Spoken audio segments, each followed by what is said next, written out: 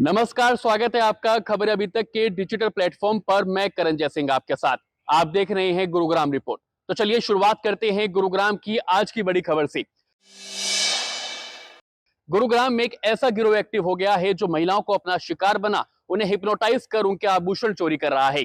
दरअसल एक मामला गुरुग्राम के सोना से सामने आया, जहां एक महिला मॉर्निंग वॉक करने के लिए गई थी। उसी दौरान एक व्यक्ति वहां पर पहुंचा और महिला को अपना भगवान का वक्त बताने लगा। इसी दौरान महिला से उसने बातचीत शुरू की और कुछ अतीत की बातें महिला से करने लगा। उसने कहा महिला से कि वह बीते समय बीमार थी और जिंदगी और मौत के बीच में जूझ रही थी, जिसके बाद महिला को उस व्यक्ति पर भरोसा हो गया। इसी दौरान एक दूसरा व्यक्ति वहां पर पहुंचता है और उससे भी वो व्यक्ति कहता है कि तेरे घर में भी परेशानियां हैं, तुम्हारी परचून की दुकान है और तुम भी परेशानियों से जूझ रहे हो।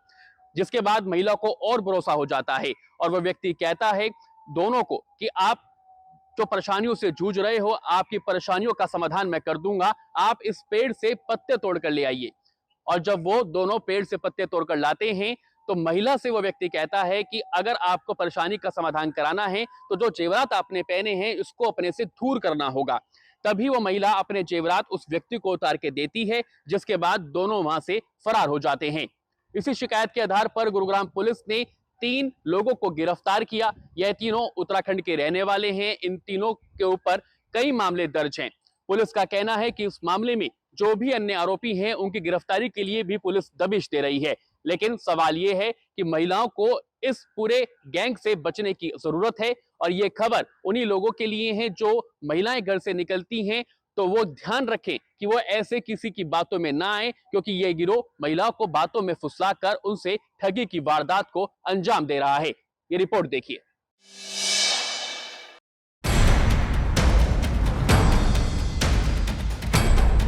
जी, ये 7 तारीख की बात थी। सुबह-सुबह जैसे मम्मी को शुगर है तो इस वज़ह से मॉर्निंग वॉक पे जाती थी। तो गली से कुछ कुछ दूर बाहर ही निकली थी तो उनको उनको एक बंदा मिला। उस बंदे ने मम्मी को रोका। उन्होंने कहा कि अम्मा अम्मा रुको, मैं हरिद्वार से आया हूँ और मैं भोले पार्वती का भगत हूँ और आप पे कुछ संकट चल रहा है, आप परेशान हो, परेशान सी लग रही हो। मम्मी ने कहा कि नहीं मैं भैया मैं तो कोई परेशान नहीं हूँ, मेरा क्यों टाइम खराब कर रहा है, मुझे जाने दे। फिर मम्मी थोड़ी सी आगे चली, फिर उसने दोबारा रोका कि अम्मा रुको तो सही, आप मेरी बात सुनो पूरी। तो इतने में उसका कोई बंदा जो जोड़ीदार था वो आ जाता है और वो जोड़ीदार आने के बाद में वो पूछता है कि भैया क्या बात चल रही है तुम्हारी आपस में। तो वो कहता है कि भाई तेरी भी क्या परेशानी है, तू भी बता अपनी, मैं ठीक कर दूंगा। तो वो बताता है कि ऐसे-ऐसे मेरी परचूने की दुकान है। जो उसका जोड़ीदार होता है, वो कहता है कि मेरी परचूने की दुकान है और उस पे काम ठीक नहीं चलता है। तो वो कहता है कि हाँ, तेरा काम भी ठीक नहीं चल रहा है और तू काफ़ी परेशान भी है, तेरी तेरी भी माताश्री बीमार है और उनको परेशानी है काफ़ी। वो कहता है कि हाँ, मेरी माँ बीमार है और वो काफ़ी जगह से इलाज करा लिया है पर वो ठीक नहीं हो पा रही हैं। तो जैसे-जैसे वो हाँ करता है, ऐसे ही मेरी मम्मी को थोड़ा यकीन हो जाता है कि हाँ, कि भरोसा दिलाने के लिए भरोसा दिलाने के लिए कि हाँ, इंसान में शायद कुछ बात है, ये तभी इतनी सारी बातों को सच्चाई बोल पा रहा है। तो वो कहने लगता है फिर मम्मी से, मेरी मम्मी से कि अम्मा आपको भी काफ़ी परेशानी थी, आप अभी कुछ टाइम पहले मौत से गुज़री हो। मेरी मम्मी कुछ टाइम पहले बीमार थी, तो पता नहीं उसको किस तरीके से पता लगा इस बारे में कि वो बीमार थी और काफ़ी परेशान रही थी, मौत से बची हैं। तो उसने ये बात बोली तो मम्मी को यकीन हो गया कि हाँ, ये तो सच बोल रहा है। तो फिर ये कहने लग गया कि अम्मा आप पे दोबारा भी संकट आने वाला है और वो संकट टालने के लिए आपको थोड़ा-सा मैं आपको कुछ एक उपाय बताता हूँ, आपको वो उपाय करना पड़ेगा। तो वो साथ का जो जोड़ीदार होता है वो भी कह देता है कि भैया मेरा भी थोड़ा-सा ये करवा दो समाधान इस चीज़ का। तो वो कहता है कि तुम सामने एक पेड़ है, उस पेड़ में से 3 पत्ते तोड़ लाओ दोनों जाके, मैं तुम दोनों का समाधान करा देता हूँ। तो वो जोड़ीदार कहता है, जो उसका होता है, वो कहता है कि अम्मा वो ये पत्ते ही तो तोड़ के लाने हैं, तो ले आते हैं, क्या दिक्कत है? तो वो लड़का मेरी मम्मी को लेके चला जाता है पेड़ के पास, तो पेड़ से पत्ते तोड़वा के फिर वो लेके आते हैं उनके पास, वो जो बाबा बन के आया हुआ होता है। तो उनको पत्ते देने के बाद में पता नहीं क्या वो हिप्नोटाइज़ कर देते हैं एक तरीके से मेरी मम्मी को अब हिप्नोटाइज करने के बाद में वो जैसे जो कुछ भी बोलता है वो सब चीजें मेरी मम्मी कर देती है। वो कहता है कि अम्मा आपको ना अपने जो अपने जो सामान पहना हुआ है, जो सोने की चीजें कुछ पहनी हुई हैं, इनको अपने आप से दूर करना पड़ेगा, तभी आपका संकट टल पाएगा। तो वो ऐसा झूठा वो करवा के मतलब पागल बना देता है और कहता है कि आपको इनको उतारना पड़ेगा, ये तभी ठीक हो पाओगे आप। तो वो उतार के दे देती है। तो मम्मी मेरी कानों में वो कुंडल थे और गले में ओम पहन रखा था, तो उन दोनों चीजों को उतार के अपने पास ही रखने लगती है। तो वो कहता है कि नहीं नहीं, इनको अपने अपने से दूर करो। तो दूर वो जो उनका जोड़ीदार होता है वो कहता है कि अम्मा लाओ आप इनको मुझे दे दो, मैं अपने पास रख लेता हूँ, जब आपका ठीक हो जाएगा तो मैं आपको दे दूंगा इनको वापस। तो मम्मी उसको पकड़ा देती है उस सामान को। तो सामान को पकड़ाने के बाद में वो बाबा जो होता है वो कहता है कि आप अम्मा एक काम करो, आप 5 कदम आगे चलो, आप 5 कदम आगे चलो और फिर वापस आओ, मैं तब ठीक करता हूँ सब कुछ। तो मेरी मम्मी 5 जैसे कदम आगे चलने की कोशिश करती है, तो जैसे आगे चली इतने में फिर वो दोनों बंदे गायब हो जाते हैं, फरार हो जाते हैं। फरार हो तो जाते हैं। पुलिस को शिकायत दी थी आपने? हाँ जी, मैंने पुलिस को शिकायत दी थी। सीसीटीवी फुटेज भी है इसकी? उसकी सीसीटीवी फुटेज भी है, तो उसके ऊपर कार्रवाई चल रही है अभी फिलहाल। इसमें सिटी सोना पुलिस स्टेशन में 7 अप्रैल 2025 को एक महिला के द्वारा कंप्लेंट फाइल की गई थी। उसके द्वारा बताया गया था कि वह अपने किसी काम से किसी जगह पर गई थी। वहाँ उसको कोई व्यक्ति मिला, उसने उस महिला को अपनी बातों में फंसाया और उसी दौरान वहाँ एक अन्य व्यक्ति भी आ गया था। तो इन दोनों ने अपने महिला को अपनी बातों में फंसा करके और उससे उसके आभूषण इन दोनों के द्वारा ले लिए गए। इसके ऊपर पुलिस के द्वारा एफआईआर रजिस्टर की गई थी। एफआईआर रजिस्टर करने के बाद इसमें पुलिस स्टेशन की टीम और क्राइम ब्रांच की टीम भी इन्वेस्टिगेशन में लगी हुई थी। इन्वेस्टिगेशन के दौरान क्राइम ब्रांच सेक्टर 43 की टीम के द्वारा इसमें 15 अप्रैल 2025 को एक एक्यूज को उत्तराखंड से गिरफ्तार किया गया था। जो गिरफ्तार किया गया जो आरोपी था उसकी पहचान मेरठ निवासी खुर्शीद के रूप में हुई थी। तो पुलिस के द्वारा आरोपी को कोर्ट में पेश करके और पुलिस कस्टडी में ले गया था। पुलिस कस्टडी के दौरान इस गैंग के 2 अन्य आरोपी हैं जिनको पुलिस के द्वारा 20 अप्रैल 2025 को केस में गिरफ्तार किया गया है। ये जो दोनों आरोपी हैं जिनको बाद में गिरफ्तार किया गया है, इनका नाम सैफुद्दीन तथा शहजाद है और दोनों ही उत्तराखंड के रहने वाले हैं। पुलिस से पूछताछ में ये मालूम हुआ है कि आरोपी जो सैफुद्दीन है, इसके अगेंस्ट इसी प्रकार का एक मामला राजस्थान में तथा एक अन्य मामला रेवाड़ी में भी रजिस्टर है। इन दोनों ही मामलों में सैफुद्दीन के ऊपर दोनों स्टेट की पुलिस के द्वारा 5-5 हज़ार रुपये का इनाम रखा गया था। तो पुलिस के द्वारा ये जो तीनों आरोपी इस पूरी घटना में शामिल थे, इन तीनों को अरेस्ट कर लिया गया है। जो पुराना जो क्रिमिनल बैकग्राउंड है उसको चेक करवाने पर पुलिस के द्वारा पाया गया है कि जो आरोपी सैफुद्दीन है उसके अगेंस्ट कुल 3 अभियोग उत्तराखंड में अलग अलग सेक्शंस में अलग अलग हेड में रजिस्टर्ड पाए गए। और जो आरोपी शहजाद है उसके अगेंस्ट भी एक एफआईआर उत्तराखंड में रजिस्टर पाई गई है। पुलिस के द्वारा इन सभी आरोपियों से इंटरोगेशन के दौरान इस घटना में प्रयोग की गई 2 बाइक्स, कुल 12,000 रुपये तथा कुछ अन्य सामान पुलिस के द्वारा इनसे रिकवर किया गया है।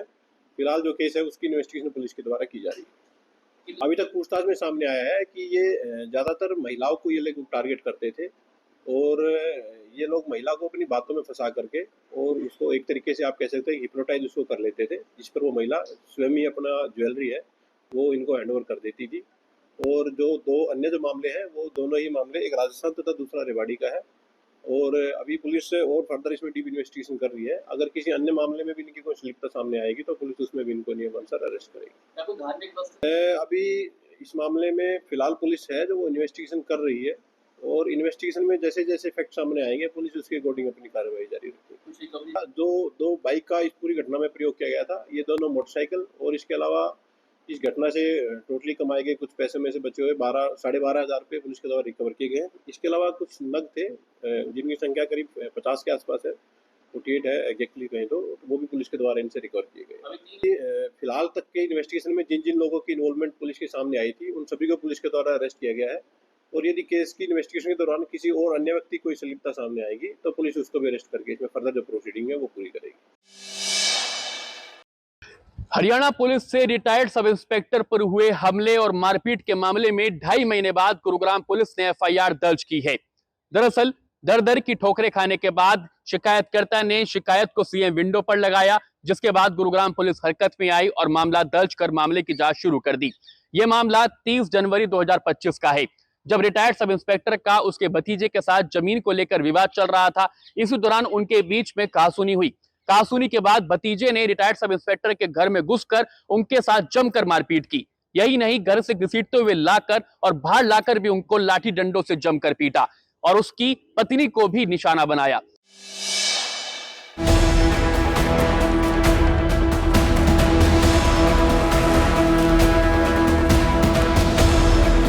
सर मैं अपनी बाइक ठीक करा के गांव में, लाइट खराब हो रही थी मेरी और मैं अपने घर पर आया तो मुझे आग जलती हुई दिखाई दे रही थी मेरे खेत के पास। मैं उसको देखने गया तो मेरा भतीजा वहाँ आग जलाने लग रहा था, प्लास्टिक वगैरह बोतल वगैरह। मैंने उसको रोका टोकी करी, वो मेरे पीछे भाग लिया। फिर भागने के बाद मैं अपने घर दौड़ के आ गया। मेरा गेट खुला था, मैं बंद करने लग गया तो उसके बाद इसने गेट के धक्का मार के और खोल लिया और मेरे अंदर मेरे इसने लात गुस्से मारी और फिर मेरा कॉलर पकड़ के ये बाहर ले गया। हाँ, फिर इसके बाद फिर मैं अंदर आ गया। फिर मैंने अपनी घरवाली को सारी बातें बताई। घरवाली मेरी उस दिन अपने कुंभ के मेले में गई हुई थी, ये रेस्ट कर रही थी। फिर हमारी फिर घरवाली ने कुछ के नाम है बुरा भला कहा है इसने, मेरी घरवाली ने। फिर बाहर चले गए, हम बाहर चले गए। इसने टेलीफोन करके जोगिंदर ने सनोप देवीराम अपनी मिसिज और एक घर का नौकर है तो वो बुला लिया। वे लाठी लेकर आ गए और फिर इसने बाहर इसने कैमरा बंद कर लिया अपने वाला और इसने मेरे 3 लाठी मारी। फिर उधर से मेरा भाई आ गया। फिर ये अपने घर चले गए। मैंने भाई को कह दिया भाई झगड़ा नहीं करना है और जोगिंदर की घरवाली को भी मैं कैमरे में कह रहा हूँ बेटे घर जाओ, झगड़ा नहीं करना है। फिर इनने मेरे चोटें मारी हैं। फिर मैं अपने घर पे रेस्ट कराया, अपने दवाई वगैरह ली और फिर मेरा ब्लड बहुत निकल रहा था। फिर मैंने विटाडीन का पाउडर वगैरह लगा लिया। जब मेरे हौसला सा बढ़ा तो फिर मैं पीसीआर बुला के और सरकारी हॉस्पिटल चले गया। वहाँ से इलाज लेकर फिर मैं वापस आ गया। अगले दिन मैंने मिसिज को अपने हाथ से दरखास्त लिख के थाने भेजी और फिर ये थाना में दरखास्त देने गई। तो उसके बाद फिर मैं भी थाना गया। फिर दरखास्त वो दे के पुलिस ने फिर उसमें जांच वगैरह करी। मेरे पास जो सबूत थे मैंने पुलिस को बताया। पुलिस ने कोई पर्चा दर्ज नहीं कराया। उसके बाद फिर मैंने सीनियर अधिकारियों को मैंने ये अपने डीसी साहब की मीटिंग में दरखास्त लगाई। उस दिन फिर टाइम हुआ डीसी साहब की दरखास्त लगाने के बाद अगले दिन फिर मैं डीसी साहब को दरखास्त दे के और उसके बाद फिर मैंने अगली डेट को अपने आईजी साहब अरोड़ा साहब को कंप्लेंट दी और फिर मैं अपने घर आ गया। पुलिस ने फिर आनन फानन में जल्दबाजी में मैं वो अफसरों की दरखास्त आने की वजह से इनने फिर इसके क्या नाम है मैं अपने उपायुक्त महोदय गुड़गांव को दरखास्त दी थी। उससे उनने देखा भाई दरखास्त आ गई है। इनने अगले दिन इसके खिलाफ 107 151 की कार्रवाई कर दी। इसका चालान पेश कर दिया अपने डीसीपी साहब को न्यायालय में और ये इसका जमानत हो गई। और इसमें 2 मुलजिम का कोई चालान नहीं कराया। सीमा वाइफ ऑफ जोगिंदर एंड इनका घर का जो घरेलू नौकर है उसका कोई चालान नहीं कराया। और उसके बाद मैं अपने घर पे शांत चल रहा हूँ और मुझे फिर पता लगा मेरा एक नोटिस लेकर आया अपने थाने से। मैंने नोटिस रिसीव कर लिया। रिसीव करके मैं अगले दिन फिर साहब के कार्यालय गया, साहब से मिला तो मैंने कहा साहब से मुगा जी मेरा नाजायज चालान किया हुआ है, मैं तो इसमें दोषी नहीं हूँ, मेरा मोबाइल छीन रखा, मेरे चोटें मार रखी, मेरी MLR कट रही। तो साहब बोले भाई डेट को आपको डिस्चार्ज कर देंगे। फिर मैं डेट को गया, 18 तारीख थी मेरी मार्च की। तो साहब ने मेरे को डिस्चार्ज कर दिया उसमें से। और पुलिस ने मेरे को न्याय नहीं दिया, लेट दिया है, वो भी ग्रीवेंसेस मीटिंग में दरखास्त लगने की वजह से आनंद फानन में इनने कल की डेट में पर्चा दर्ज कराया। बताते हैं किस किसी के खिलाफ मामला सिर्फ जोगिंदर के खिलाफ होया है और किसी का नहीं, जिसमें सीमा के भी खिलाफ होना चाहिए और नौकर के खिलाफ भी होना चाहिए। लाठी लेकर आए हैं, वे खड़े रहे हैं, उन्हें दबाव बनाया है, हौसला बनाया है मुलजिम का और मैं बड़ा दुखी हूँ। और पुलिस ने मेरे को न्याय नहीं दिया। बहुत ये दरखास्त, अगर ग्रीवेंस मीटिंग में दरखास्त नहीं लगती तो पुलिस कार्रवाई नहीं करती अब तक। तो इस गुरुग्राम में आज केंद्रीय मंत्री प्रहलाद जोशी पहुंचे। एक निजी कार्यक्रम में उन्होंने शिरकत की, जहां उन्होंने कहा कि सरकार का लक्ष्य है सोलर एनर्जी कंपोजिट को बढ़ाने का। उन्होंने ये भी कहा कि साल 2032 तक देश भर में बिजली की मांग डबल होने का अनुमान है। क्या कुछ कहा प्रहलाद जोशी ने, आइए आपको सुनवाते हैं।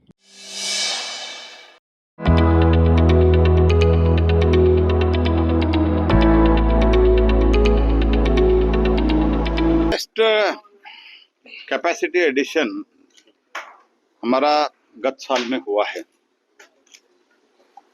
लेकिन हमारा लक्ष्य बहुत बड़ा है।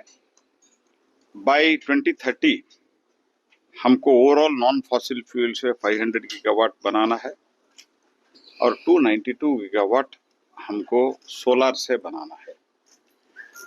तो वो लक्ष्य मन में रखते हुए माननीय प्रधानमंत्री जी के मार्गदर्शन में, नेतृत्व में हमने बहुत तेजी से काम करने का कोशिश भी कर रहा है, राज्यों के साथ बातचीत कर रहा है। और जैसे हमारा साइंटिस्ट है, ये नाइस जो है, नाइस का इंस्टीट्यूट जो ट्रेनिंग भी, इधर ट्रेनिंग का व्यवस्था भी है, उसके साथ साथ रिसर्च एंड डेवलपमेंट का भी है। और बाकी सब जो इंटर्नशिप वगैरह वगैरह है, स्किल डेवलपमेंट और टेस्टिंग, ये सब तो है ही है। तो ये कैपेसिटी एडिशन के साथ जो राज्यों में जो काम करना है, वो राज्यों में सभी राज्यों के साथ हम रेगुलरली इंटरेक्ट कर रहे हैं। और हमारा ओवरऑल लक्ष्य जो 500 गीगावाट है, हम वो अचीव करने के लिए हम काम कर रहे हैं। तो एनुअली कैलकुलेशन है उसके हिसाब से? नहीं, वो तो हम कर ही रहे हैं। That is our plan. Annually 50 gigawatt के आधार पर ही हम काम कर रहे हैं। और जैसे मैंने कहा, कम जगह में कैसे ज्यादा हम जनरेट कर सकते हैं, उसके लिए क्या रिसर्च करना है, ये सब काम तो चल ही रहा है। और उसके साथ आज के दिन में हमारा 40 गीगावाट अभी हम पीपीए के लिए पेंडिंग है। तो we are talking to the each state government. हमारा मंत्रालय में भी हमारा सेक्रेटरी, जॉइंट सेक्रेटरी, वो लोग ब्यूरोक्रेटिक लेवल पे तो काम कर रहे हैं। मैं मुख्यमंत्री, मंत्रियों के साथ मैं बात कर रहा हूँ, तो वो हो गए तो इस बार ही 40 ऐड हो जाता है कि इसमें रेडी है प्रोजेक्ट। तो इसीलिए आई एम वेरी कॉन्फिडेंट। थोड़ा कुछ कंस्ट्रेंट तो हर एक क्षेत्र में रहता है, लेकिन जो अचीव हुआ है, तो कोई भी सोच सकता है क्या 10 वर्ष में हम 104 गीगावाट कर सकते हैं। तो दिस हैज हैपेंड। सर जरूर करेंगे, क्योंकि न कई जगह इसमें रिपोर्ट ये आया है कि सिर्फ 10 लाख हुआ है। तो देखो, आप लोगों को, मीन्स नॉट इंडिविजुअल यू, आप लोगों में people who have reported this, practically PM Surya Ghar in specific आप बात करते हैं तो इट स्टार्टेड फ्रॉम 2024 जून। उससे पहले तो माननीय प्रधानमंत्री जी ने फरवरी में अनाउंस किया, मार्च में कैबिनेट अप्रूवल होके नीति वगैरह जो भी करना था, रूल्स वगैरह, वो निर्णय हो गया। लेकिन बाद में कोड ऑफ कंडक्ट आ गया, तो इसीलिए शुरू हुआ जून में। जून से by the end of March तक हमारा 10 लाख हो गए जी, अभी 12 लाख नजदीक है हम। तो दिस इज ए बहुत ही अट्रैक्टिव है। पीएम कुसुम पहले जो थोड़ा कुछ उसमें रिजर्वेशन वगैरह था, वो सब हमने क्लियर कर दिया है अभी। और वो भी बहुत, महाराष्ट्र में, राजस्थान में, अभी अभी हम गए थे हरियाणा, सॉरी यूपी में अभी डिमांड बहुत ज्यादा है। पहले तो यूपी में इतना डिमांड नहीं था। तो everywhere there is a demand for both PM Surya Ghar and PM Kusum. उसमें ही हमारा nearly about 34 gigawatt in PM Kusum and 30 gigawatt in PM Surya Ghar. तो 64 गीगावाट उसमें ही हो जाएगा। उसके अलावा हमारा जो भी अभी चल रहा है स्कीम्स वगैरह प्रोजेक्ट, वो तो आगे बढ़ ही रहा है। सर, जो डिमांड है जो है उससे डबल हो जाएगा जो भी है। गुरुग्राम की हर खबर के लिए बने रहिए हमारे साथ, देखते रहिए खबरें अभी तक। खबर आपको कैसी लगी हमें कमेंट करके जरूर बताइए। साथ ही चैनल को सब्सक्राइब और फॉलो करना ना भूलें। नमस्कार।